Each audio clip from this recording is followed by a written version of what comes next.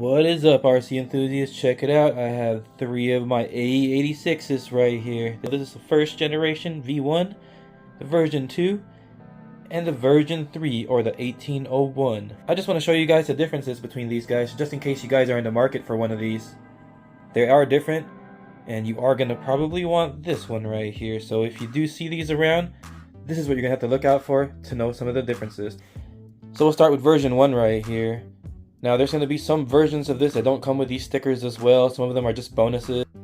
But this version, it doesn't drift that well actually, and it doesn't actually come with any drift tires. It just comes with these tires you see on it right here. Version 2 is the first one they advertised as a drift car. Now this version comes with these wheels, and it also comes with these wheels. So this one comes with 2 sets of wheels, some rubber wheels and some hard plastic wheels for drifting. But everything else seems to be the same. This model actually came with different mirrors. This is the mirrors from this version. But I did, drift this one around and break these mirrors, so they ended up on this car. And this is how the mirrors look like on this version. I'm not sure if you could tell. Mirrors are straight out, kind of goofy looking compared to, the angled mirror that looks more scale. And now we're here at the version 3. This one is the 1801. This version is the version you want right here. This one comes with internal gyro. It comes with 2 sets of tires, these drift tires that come with it, which are the same tires as this. And it also comes with these tires as well. And, depending where you get these, any of these, even this one, then you'll get those sticker kits, the unlicensed stickers. So all 3 of these have different chassis underneath them. We'll go through that pretty soon right here. But this one right here is the most updated chassis. It uses a more hobby grade plastic. Everything seems to be a lot better made on this one, and even the tuning out the box seems a lot better on these ones than the other 2. Even a lot better than the tuning on some of these I have back here out the box. This one came the best tuned out the box. The windows on these ones are some sort of like matte black plastic that doesn't look scale at all. It's not bad, but it's not the shiny plastic that's on this one. And that's actually, you can actually see through that, it's just really dark. So for these 2 right here, they're going to use the same transmitter, so you can bind this transmitter to both of these, but you can't bind this transmitter to this guy. Even though the transmitters do look identical, you cannot bind that transmitter to that guy. So these 3 are still in the same order. I don't know if you guys can tell, but there is a difference in the way the plastic is, and even on this chassis you can tell there's no bracing back here and no bracing up here. And because you can tell on these 2 chassis there's bracing up here and reinforcement in the back. But these 2 have similar chassis plastic still, the version 1, version 2. And then when you go to the version 3, it's a more like matte plastic. It looks more like it's maybe nylon infused or something, more hobby grade stuff. And this one has this kind of lowering device versus the newer versions that are on these guys right here. Even from the version 1 and version 2, you can see they changed the front arms. The A arms are different. And version 3 is actually kind of the same. It's just a different material probably.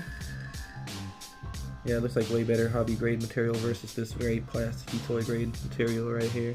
Now that we have the bodies off, let's take a look at the chassis. You can see the way the front steering looks on this one with the way the servo's set up. That's completely different from this guy right here. And this one right here is the newest with the most composite parts on it here. So it's a lot better plastic. You can tell on this chassis, the servo mount just goes straight to the front right here, and you can have some flex right here.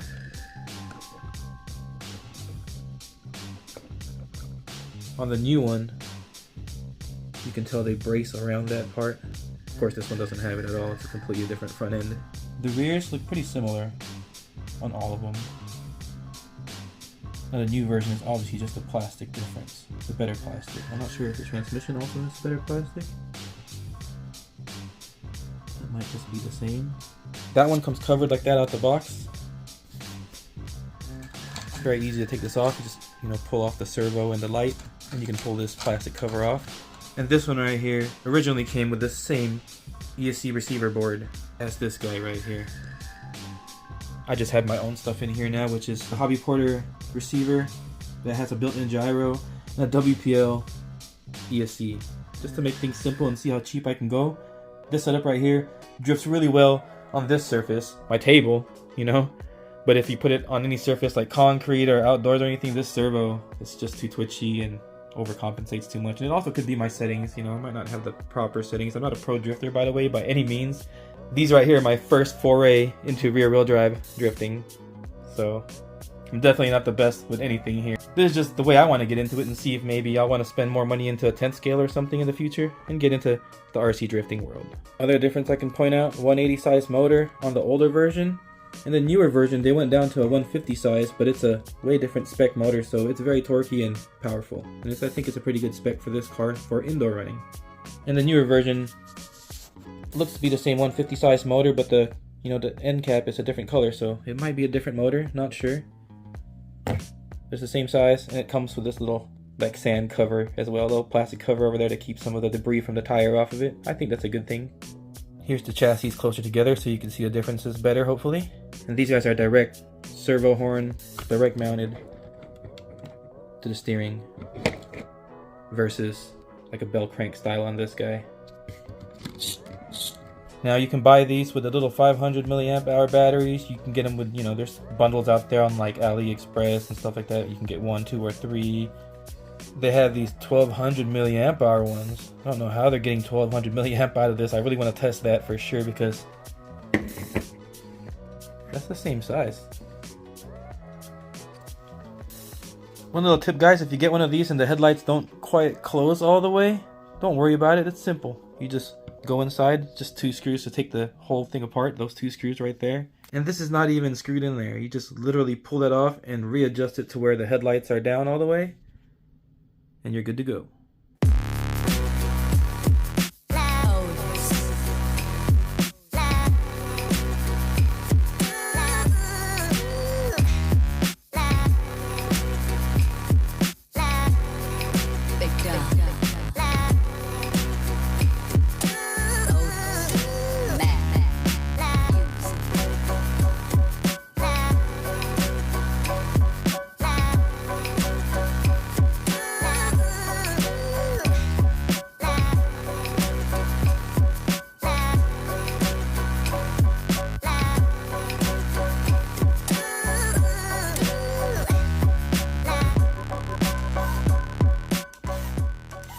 It drifts pretty nicely. I have it on the lowest setting because it's a very slippery surface, but you're going to want the higher rates of gyros or different rates of gyros when you're on different surfaces. That's the reason why they give you so many different rates.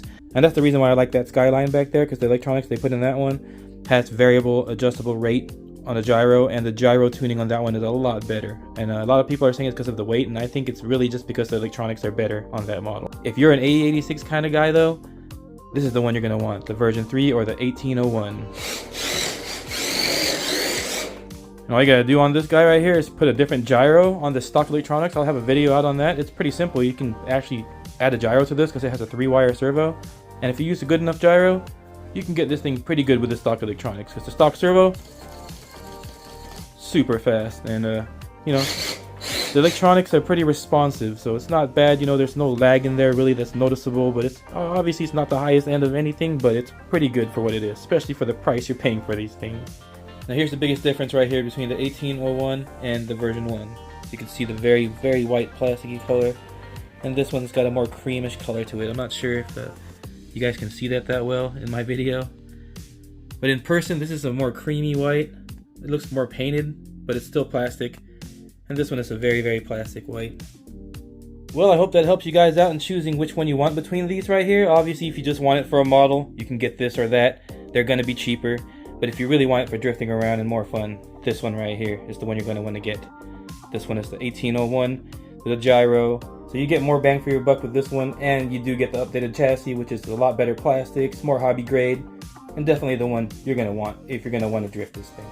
Never gets old, right? Pop up and down headlights. And if you're wondering about these ones in the back right here, there are versions of this NSX that don't have a gyro as well. Same with this one, I believe. There's one with street tires. But this one right here, they're all with gyros, and it's all the newer versions. So feel free to buy the GTR, the 1899s. Those are all the new ones. This one and the Fast and the Furious graphics one.